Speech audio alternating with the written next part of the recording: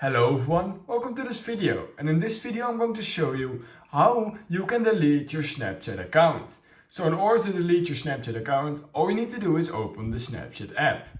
Now what we're going to do is we're going to click right here in the top left corner of our screen at our Bitmoji. Then on this screen we're going to go to the top right corner of our screen and click on the gear icon.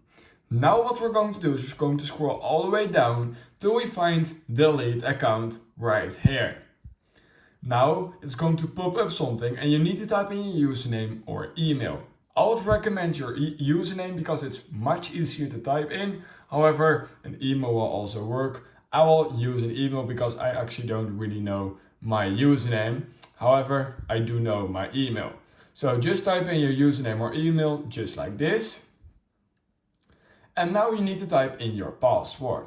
Just type in your password, pretty straightforward. And click on next.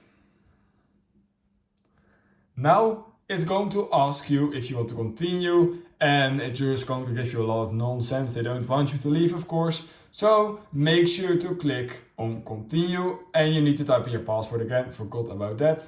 And so on this new screen that pops up, you need to type in your password again, not sure why, but they did that, so yeah, you need to do it. And now you can see account deactivated. In 30 days your account will be deleted, so your account can't actually be completely deleted immediately. There's just no way, there's no option for that either. So you just need to wait 30 days and then it will be gone, but nobody can search for your account anymore once you've deactivated it.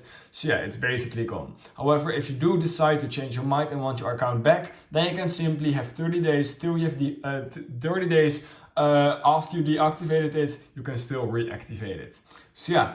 If you learned something from this video, I would highly appreciate it if you could like this video, subscribe to my channel, and I hope I will see you in my next YouTube tutorial video.